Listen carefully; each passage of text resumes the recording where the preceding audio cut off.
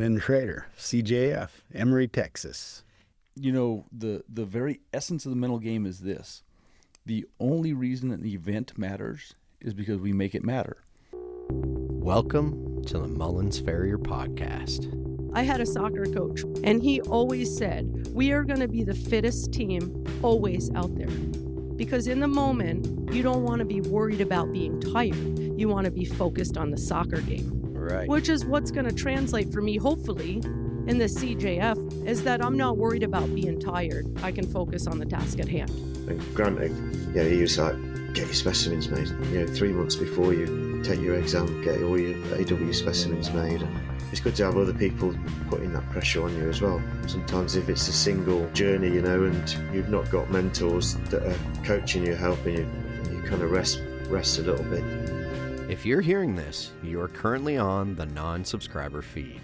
If you would like to hear this episode in its entirety, please subscribe using the link below. If you're a student, apprentice, or just find yourself in a situation where it isn't financially feasible to subscribe, please reach out to me on Facebook or through the website. The good folks at Out West Design and Fabrication are lending their support by helping us to cover your scholarship subscription. You can check out many of their incredible projects on their Facebook page. Out West Design and Fabrication, your choice for Farrier rakes. Now here's a sample of this week's episode. Thank you for listening.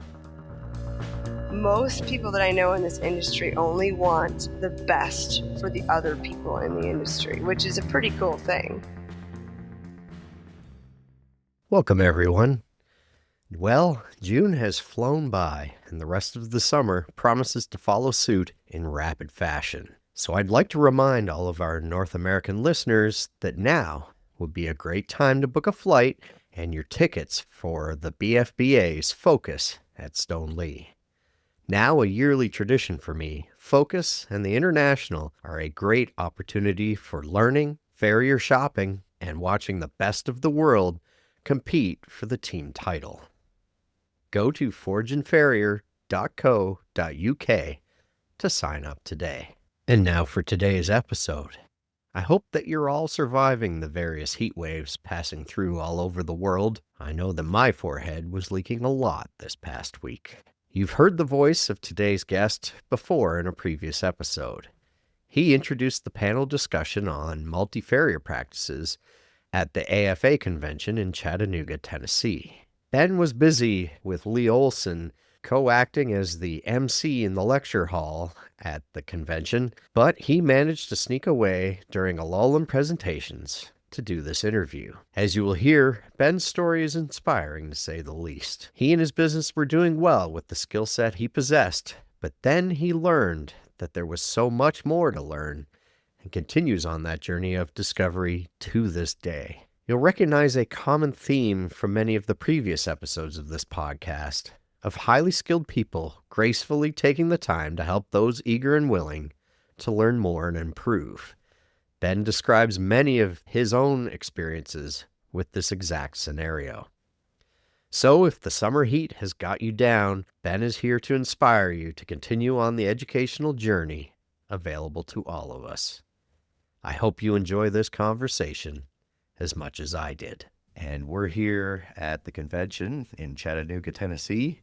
You've been a busy man this week. It's not even over yet. Putting a lot of miles on, learning a lot about technical difficulties. Right. So what is your official position name here? I would be Lee Olsen's helper. We MC the hall.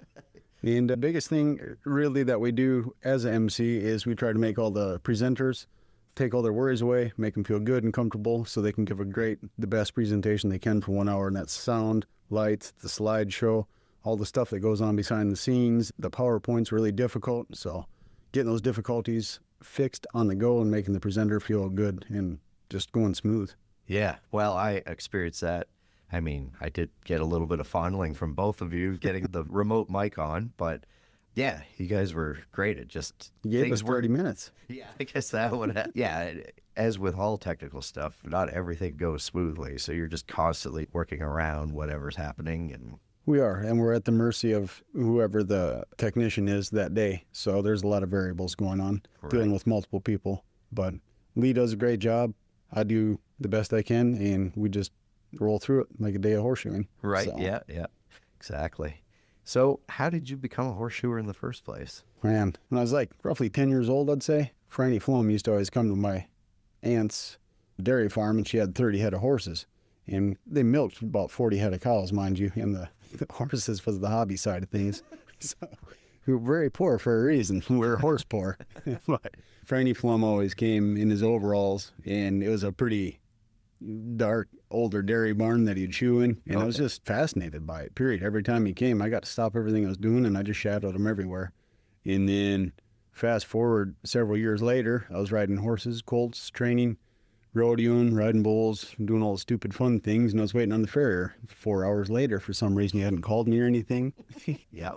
And while I was sitting there, though, I got a phone call from a lady that I had started a horse for maybe 6 months ago, and this horse was awesome. And she was really nice, feely, had a good mind to her, no buck, no anything. And this lady was maybe in her 60s, possibly 70s, and she had called me while I was sitting there waiting for the farrier, wondering if that horse had ever bucked with me. I said, no. Like, why? What happened? Has she been bucking? She said, well, she bucked me off and I got hurt. I said, how many times has she bucked, or has she been riding good for the last 6 months or what? She's like, this is the first time I rode her since I picked her up.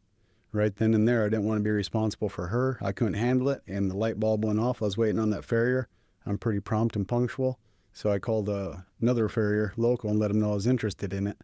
And Lord works in funny ways, because he got hit on the road riding his horse, shattered his hip, his femur, everything else.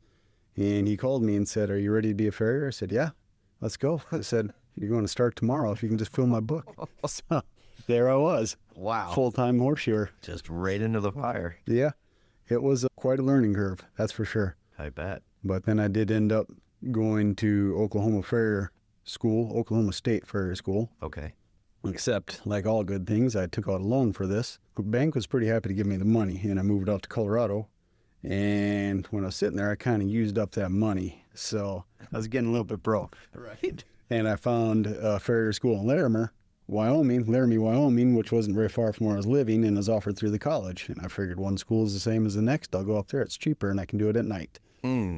So after about a month into this, I realized the instructor probably didn't know quite as much as he perhaps maybe should have. It was a brand new instructor, and it was more just a good informational class on horseshoeing. It wasn't horseshoeing school. Okay. So I pulled out of that, moved home. I was still shoeing horses pretty rough. I fell on my face, and I was scrambling to get the money. I knew I had to go to Oklahoma. It was the best school in the country at that time. With the limited research I did, that's where I had to go, the Kesters. And a really good friend of mine, his parents actually loaned me the money, and we didn't come from much money at all. And they co-signed the loan, which absolutely blew me away. They believed in me, and they offered me to pay for the school in cash. It was $5,500. Oh. And I thought I just ran into Donald Trump or somebody. I'd never been around anybody who had that kind of money. But they believed in me enough. They helped me go to school, and that's where I got my start, really, after rough apprenticing, if you will, for about a year and a half. Okay. When you first started, your first day, you were right into the thick of it with him? Yeah, I just started trimming, pulling, shaping shoes. He just talked me through it. I mean, it took me, I don't know how long. It took a long time. We didn't get much done. Yeah, I'm picturing the first time I shot a horse, and I couldn't imagine I had a little bit of experience leading up to that, pulling and clinching and... No, the animal thing really helped me because I was good with horses. Right. And the clientele was, I mean, not derogatory or anything. It was just backyard horses, and people didn't know any different. They're just happy somebody was there doing their horses, so they were pretty patient with it. It was his first time really starting the school, basically. He was teaching me as I went. It's a pretty good deal. Right. And I was giving him the money to help him keep afloat, and I was really grateful for the opportunity and the knowledge. Right. Yeah, kind of a full symbiotic relationship there. Yeah. Yeah, looking back, it's crazy, but Yeah, no kidding. the benefits of an association. Right. So what was your experience like at school? School was pretty wild. I'm an overachiever, so I was hyper-focused on it, and I didn't have any money, again, like I said, so I was there for a reason, and then somebody else didn't put their name on me, and for 2 weeks, I didn't really talk to anybody. I was just all business. I would spend all my nights in the forge, and we did a lot of hands-on shoeing at the school then. We did 1 hour classroom in the morning, if I remember correctly. And then we went out and did horses all day, forge and exercise perhaps, but then we're working on horses. And then we'd go in the forge all night as we had homework assignments. I was broke, and I was pretty decent in the forge compared to anybody else there, and I was hungry at the time, so I started building other people's shoes and started a little side business. Always a hustler. Yeah. But come to find out, the instructors could tell that I was making the same shoe, but I Funny thought I how was that pulling works. some wool over their faces. Right, yeah. But they really took a liking to me, and by this time, Reggie was Reagan's father, and he was pretty much done teaching, but he would come over and he took a picture of one of my foots with a Polaroid. And if you've ever been around the Kedsters, they're pretty dry, and that was a huge compliment. And so when Reagan said, Daddy must be pretty proud of you, I took that as just a little pat on the back, and it gave me enough encouragement to go through the brutality of shoeing a lot of horses afterwards, because we got a lot of rank horses showed up at the school that any day you never knew what was coming. We did a lot of haul-ins there, and I had the most experience out of other people, and just growing up with horses and cattle, I just had their gift to get around a horse already. So I probably did 2 to 3 times as many horses. My friend Steve Hamilton, that's where we didn't know we were friends yet, but he was a jockey, and he had broken his back twice in Maryland and Pimlico, so he was going to horseshoeing school, starting a little safer career, Right, well, shoeing horses, yeah, of course. With a broken back, I could see why you wouldn't have there. Yeah. We were a bunch of misfits, but the good thing about that is, point being, we're hungry, we're driven, the instructors seen it or didn't, but they poured a lot into us, and we got, just a crazy amount of good experience out of it, because we got to get underneath 2-3 times more horses than anybody. Right. And then we were just hungry in the nighttime doing all the foraging and stuff, and we got a lot of one-on-one time, and we had Frank Dice. I haven't heard what happened to him, but he had to be pushing 80 at the time, I think. And he could still get around a horse pretty good, and I just really looked up to him. And David Goodman was there. He was solid in the books. It was a great time, really. And how long would that course have been at that point? It was a 6-week course. It was, okay. And what they sold us back in, and I still remember this, was you're welcome back anytime.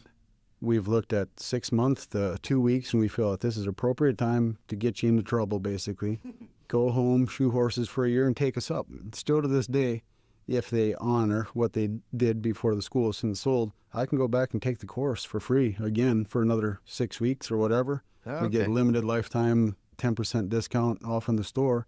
So they gave you opportunity. You came back for further in education. In the ABCs of horseshoeing, when they left, they told us, A, show up, B, show up, and C, show up. And then just remember, you're not a real horseshoer until you've been going at it for at least 5 years. Most of you in here will fail. So that really hit home to me. So it was a quick course. They didn't really, I did not hear anyways, any push towards apprenticeship, or I wasn't even aware of the AFA or anything else that had existed really. So I lived in a bubble. Okay. And when I left the school, my forge left. Or she should have just stayed at the school. So I never built another shoe for 15 years. Really? Yeah. Okay.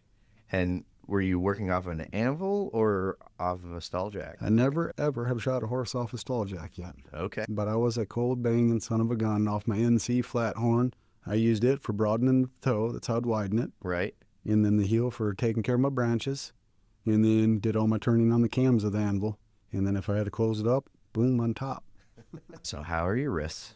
My wrist feel great Okay. after surgery or 2. Oh, really? Yes. Okay. I like to do things a little bit the hard way. Mm-hmm. And unfortunately, my forging technique is taking a toll on it as well, because I'm a little bit hard-headed. But just this last week, Dusty Franklin came down and poured a lot into myself and a few other guys. Oh, cool. And really worked on my form. And I did go to Chris Gregory's last fall to work on my form again. I'm just a little slow at taking the advice. Like, my mind tells me I'm forging the way they're telling me to, but my body's not. Right. And Dusty had me video myself, and I got to watch him. I don't know who that guy is, but he's not doing what I was doing. Yeah, it's amazing what the video of yourself will reveal when you take the time to do it. It's another perspective. It is. Yeah. It really is. And it taught me a lot just about how the steel's moving off of my hammer. You can watch other people, and again, you think you're hitting it like that, but when I was doing it, you can see that, wow, maybe I was wrong. Right. Yeah. So you went back home and started chewing. How quickly did you build up your book? Oh, man. Well, it happened pretty rapidly. If you would like to hear this episode in its entirety, please subscribe using the link in the show notes. Thank you for listening.